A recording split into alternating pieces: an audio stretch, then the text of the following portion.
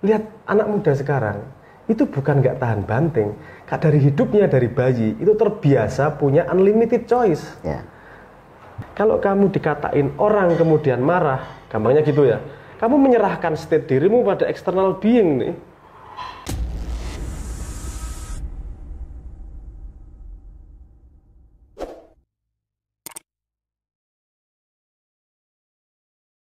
Ini terkait tadi Mas. Tadi sempat disinggung di awal. Ini jadi bagaimana kita memandangnya kan? Di satu sisi tadi ada pernyataan bahwa ketika kita semakin cemas itu kita perlu bergembira karena berarti kecerdasan kita bekerja mengantisipasi segala hal. Tapi nggak cukup cerdas untuk bisa mengatasi cemasnya. Oke, tapi paling tidak sudah cerdas, bisa mengantisipasi. Paling nggak ada aktivitas otak sehingga keluar cemas. Betul. Tapi kalau nggak, memang ada orang yang sengaja pengen cemas. Ya. Kan pengennya enggak tuh. Pakai otaknya untuk mengatasi kecemasan kan gitu. Di sisi lain ada kenyataan bahwa orang yang bahagia itu salah satu faktornya kalau dia mudah melupakan sesuatu. Bisa, itu jadi faktor, salah satu faktor iya. Nah, Indonesia ini kan, ya ini saya mau menarik ke lebih lanjut. Indonesia ini kan secara budayanya ya yang kejadian nanti ya nantilah gitu kan. Tidak mau berpikir rumit-rumit gitu. Itu di satu sisi kalau kita pakai perspektif tadi kan, kemampuan kita untuk merasa bahagia itu menjadi lebih besar karena tidak mengkhawatirkan banyak hal. Oke. Tapi di sisi lain, kemampuan kita untuk melakukan analisa,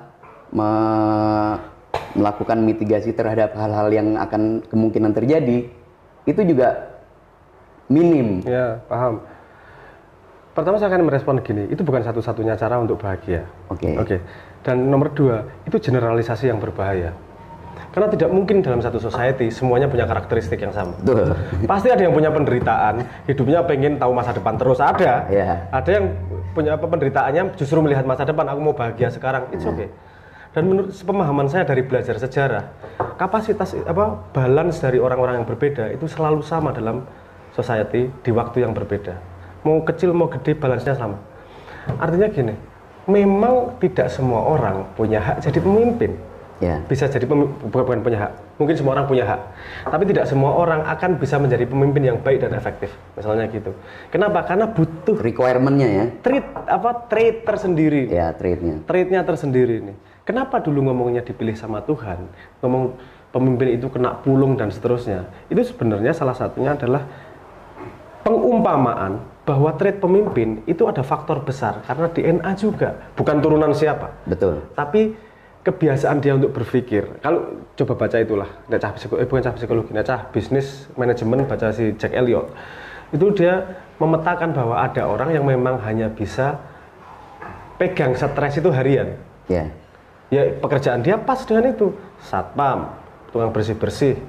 Kalau dia pulang bawa PR stres, apakah dia tidak bahagia? Bahagia, karena dia pada tempat yang tepat. Oke. Tapi kalau orang kapasitasnya bisa ngelihat stres 5 tahun ke depan, disuruh di kerja situ, harian, stres. Yeah. Kenapa? Karena dia tidak ada yang bisa dipikir tiap hari ini. Artinya kebahagiaan bukan pada faktor itu, tapi bagaimana kapasitas bawaan dia secara natural itu sesuai dengan peran yang dia lakukan di dunia.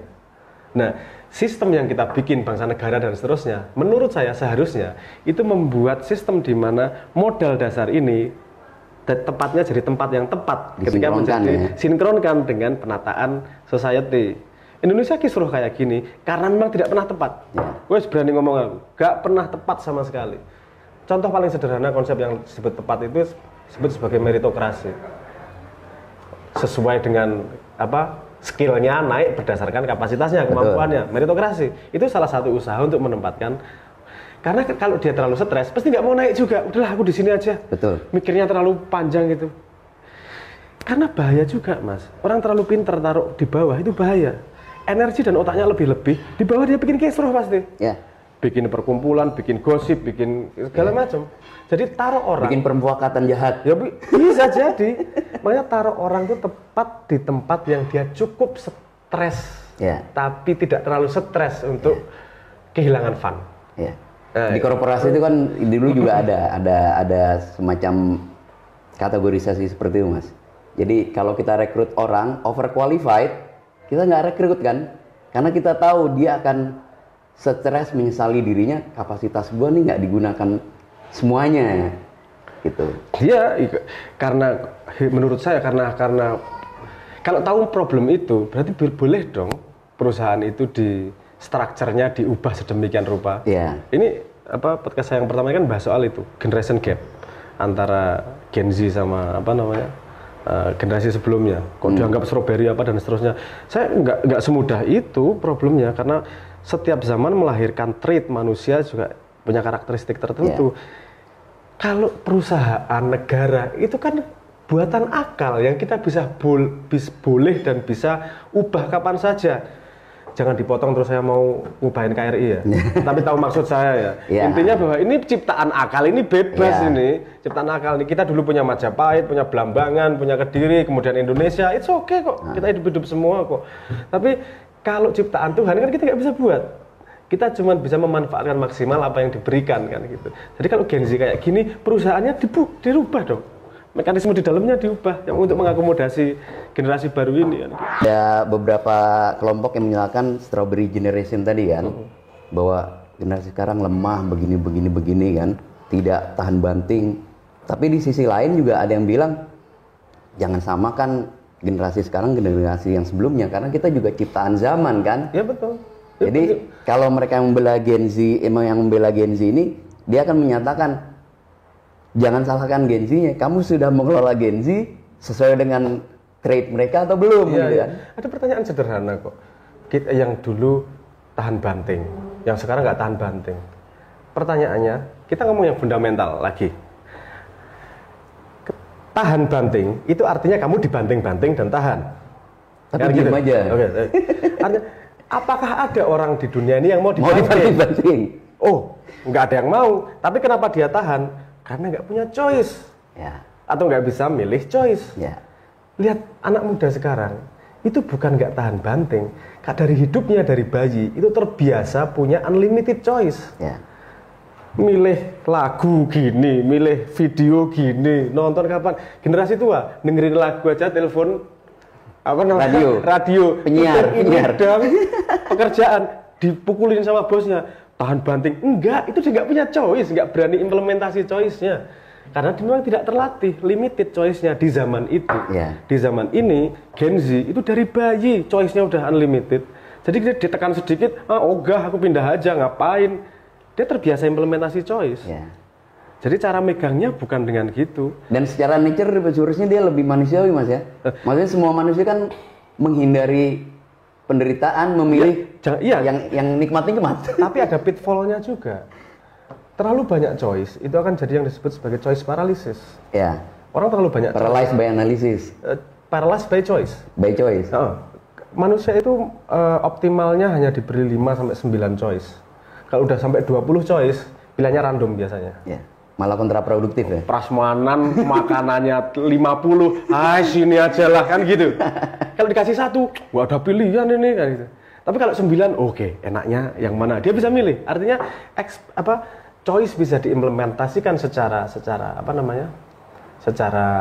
maksimal itu ketika choice-nya segitu.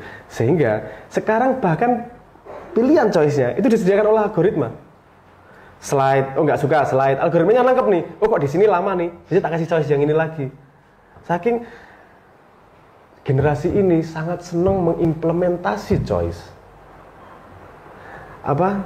tanpa sadar bahwa dia harus melimit choice itu problem salah. Ini pitfall-nya itu. Ini mental health ini tadi, itu juga ada hubungannya sama itu, karena dia tidak bisa melimit choice. Kenapa saya bisa ngomong, loh limitasi kok bagus? Tak kasih proof ya. Ini correlation proof, bukan scientific proof, correlation proof. Agama itu sudah berjalan ribuan tahun dari sejak dulu ada namanya agama. Agama itu apa sih? Itu sebuah bisa dikatakan kumpulan story atau picture atau sebuah mekanisme yang works in many society dan ditangkap oleh sebuah sistem, diimplementasi dalam sebuah sistem. Katakanlah itu kemudian agama seperti itu. Lihat dalam agama, banyaknya implementasi limited choice. Puasa Ramadan itu melimit choice. Kawin melimit choice. Sholat melimit choice. Kenapa kamu diwajibkan? Agar kamu tidak punya pilihan sebebas-bebasnya. Karena itu useful. Karena ketika kamu energimu tidak habis untuk memilih, betul. Energimu bisa digunakan untuk menilai dirimu dan menganalisis pilihanmu kemarin. Untuk hal-hal yang lebih prioritas dan mendasar ya. Untuk mengenali diri. That's all. Ini belum keluar lagi. Ini perlu ke dalam dulu. Karena untuk mengenal dirinya. Man arafa nafsahu faqad arafa rabbahu. Siapa yang mengenal Tuhannya mengenal dirinya maka mengenal Tuhannya. Ini banyak yang membantah ya maksudnya. Karena ini keluar dari Ibnu Arabi kalau nggak salah. Dianggap bukan narasi formal dari Islam. Tapi menurut saya ini punya merit luar biasa. Punya value. Orang yang mengenal dirinya itu tidak bisa diganggu sama dunia luar. Mental health itu karena dirinya tidak disiplin terhadap akalnya dan eksistensinya. Dia eksistensinya disupport oleh external being. Contoh, posting like-nya sedikit stres. Kenapa? Karena eksistensinya disupport sama acknowledge dari orang lain.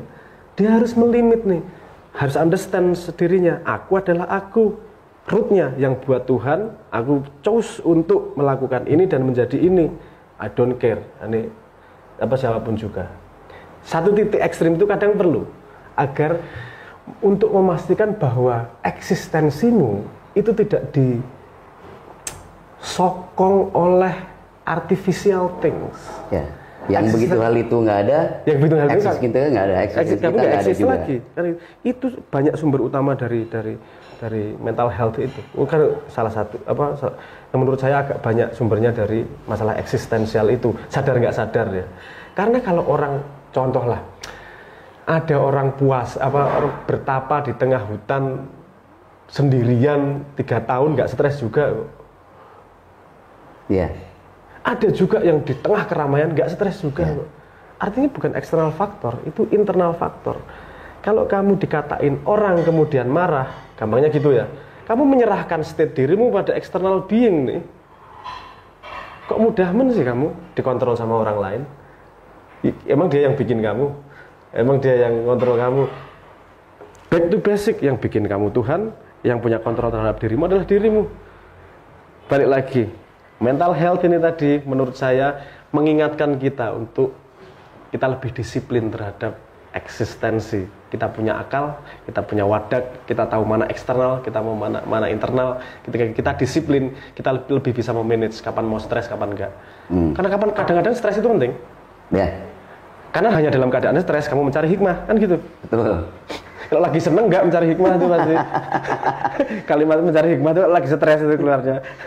Nah itu